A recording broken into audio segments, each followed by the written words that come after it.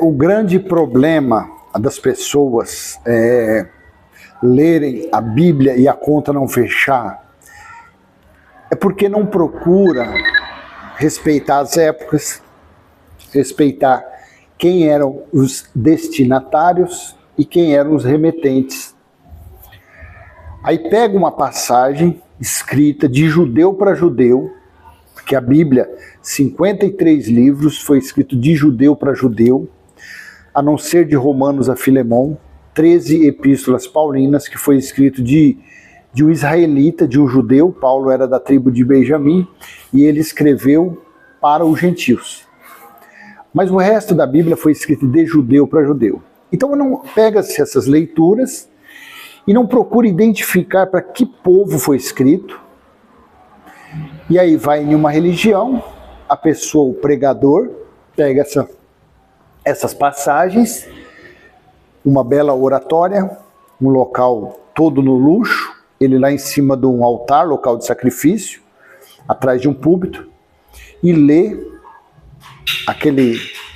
aquelas palavras com aquele português quase que perfeito, aquela oratória impecável, as pessoas, olha, mas não se atenta aos mínimos detalhes.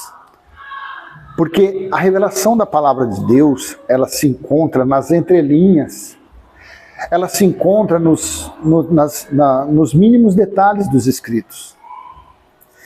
Veja o que está escrito em 2 Crônicas, capítulo 7, versículo 14 ao 18. 2 Crônicas, capítulo 7, versículo 14 ao 18. Se o meu povo, que se chama pelo meu nome, se humilhar e orar, buscar a minha face e se afastar dos seus maus caminhos, dos céus o ouvirei, perdoarei o seu pecado e curarei a sua terra. De hoje em diante, os meus olhos estarão abertos e os meus ouvidos atentos às orações feitas neste lugar. Veja que as orações deveriam ser feitas em um lugar. Escolhi e consagrei este templo, preste muito bem atenção nisso aqui. Escolhi e consagrei este templo para que o meu nome esteja nele para sempre, meus olhos e o meu coração nele sempre estarão.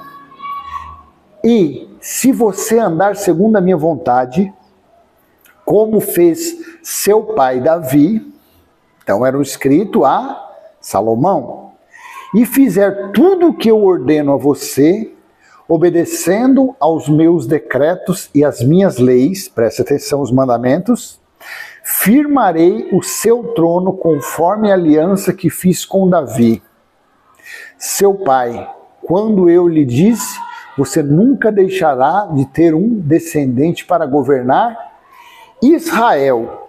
Veja que aqui este escrito direcionava-se ao povo, à nação de Israel.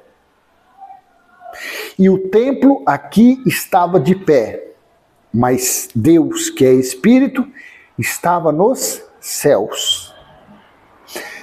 Diferentemente de quando ocorreu no dia do Senhor, Apocalipse 1:10, quando ocorreu o grande julgamento de Deus, o juiz de Deus, contra a nação de Israel, e ele estabeleceu a Nova Jerusalém e o templo espiritual dele. Olha o cronograma, olha a logística dos escritos bíblicos. Então essa leitura, Deus estava falando que tinha um local, tinha um templo, que naquele templo era para a nação de Israel fazer as suas orações, as suas petições, para fazer ali os seus sacrifícios, seus votos. Tinha aquele templo. Mas aquele templo ele foi derrubado por completo até os alicerces no ano 70 DC. Mas o mais importante para você ver se você se encaixa nesses escritos de 2 Crônica, capítulo 7, do 14 ao 18, é o que nós vamos ler agora em Salmo 122, versículo 1 ao 4. Salmo 122, versículo do 1 ao 4. E veja se você faz parte do povo que tinha que ir a Jerusalém para orar, buscar, agradar a Deus, agradecer a Deus e praticar sacrifícios, holocaustos. Salmo 122, versículo do 1 ao 4. Alegrei-me com os que me disseram, vamos à casa do Senhor. Nossos pés já se encontram dentro de suas portas, ó Jerusalém. Jerusalém está construída como cidade firmemente estabelecida. Para lá sobem as tribos do Senhor, para dar graças ao Senhor, conforme o mandamento dado a Israel. Você do outro lado, eu pergunto, você faz parte das 12 tribos de Israel? Você é israelita? Você pertence à tribo de Judá, de Benjamim, de Naftali, Jefté? Não. Então esse escrito, esse mandamento não foi para você, não foi para mim, não foi para a nação gentílica. A nação gentílica era a nação estrangeira, era o povo ou os povos que não faziam parte da comunidade de Israel. Então para Israel, para as 12 tribos, foi dado o mandamento de buscar Deus no templo. Olha que coisa interessante, quando você tem um entendimento dos escritos. Quem foi o remetente? Davi.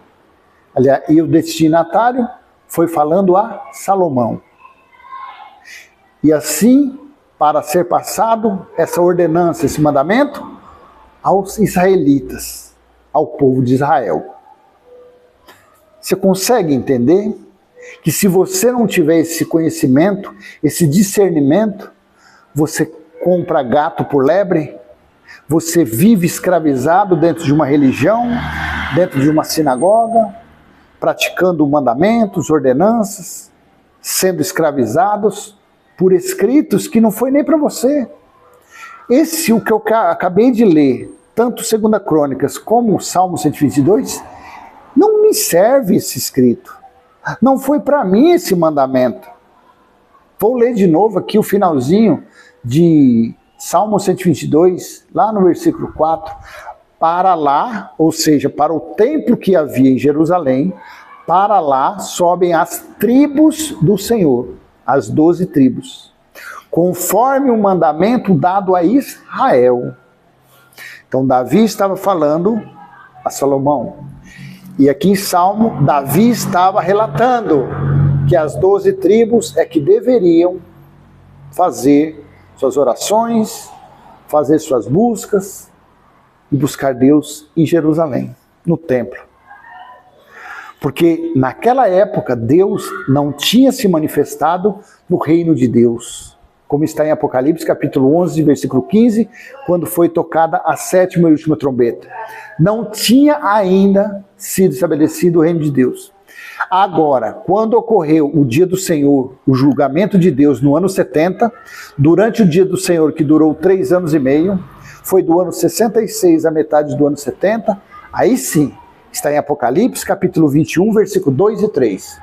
Vi a cidade santa, veja o tempo verbal. João estava vendo naqueles dias, no dia do grande juízo de Deus, no grande dia do Senhor. Vi a cidade santa, a nova Jerusalém, porque a velha estava sendo quase totalmente destruída.